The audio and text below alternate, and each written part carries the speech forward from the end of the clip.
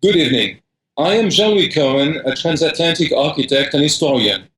I have conceived this year for the Museum of Modern Art the exhibition Le Corbusier, an atlas of modern landscapes, which closes on September 23rd in New York, before traveling to Spain early next year.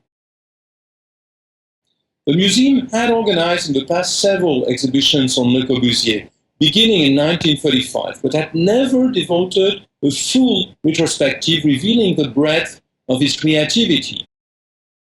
Architect, city planner, painter, furniture designer, writer, publisher, and amateur photographer and filmmaker, he astonished by the power and unconventional freedom of his ideas. My goal at MoMA has been to give an account of his extraordinary variety of practices. As the guest curator in charge of the show, I had a complete freedom in the selection of the works exhibited, which have been led by a dozen institutions, beginning with the Paris-based Le Corbusier Foundation. I have put the accent on drawings and original models, and also reconstructed several interior spaces with furniture. The main point was to document Le Corbusier's response to the question of landscape, the observation of landscapes, the siting of his buildings in landscape, and the design of anti-landscape, like Chandigarh in India. The trajectory of Le Corbusier's life, which took him on a 6-decade journey from the Swiss mountains where he was born to the Mediterranean where he died, and his adventures on 5 continents, provided the guiding structure for the narrative.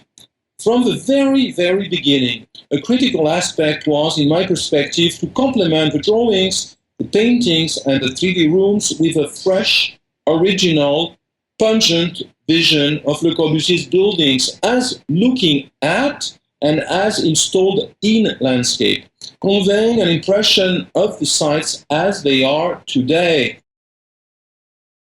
I could not think of a more appropriate person to take charge of this project within the project than Richard Pare. I've been in contact with Richard for nearly 20 years, first advising him on his itinerary throughout Russia after the Soviet age in search of the built heritage of constructivism. His voyages of discovery led to Lost Vanguard, a memorable and very big book for which I wrote the introduction, and to an exhibition at MoMA in 2007. And later to the show Building the Revolution, which has traveled to England, Germany, Spain, and this country.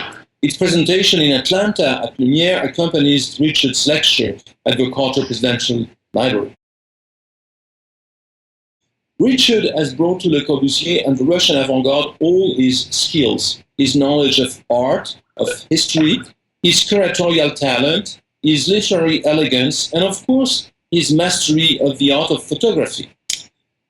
He had initially deployed these skills when he was the founding curator of the Canadian Centre of Architecture in Montreal, for which he created probably the best collection of architectural images worldwide, offering also in 1984 the masterly anthology Architecture and Photography.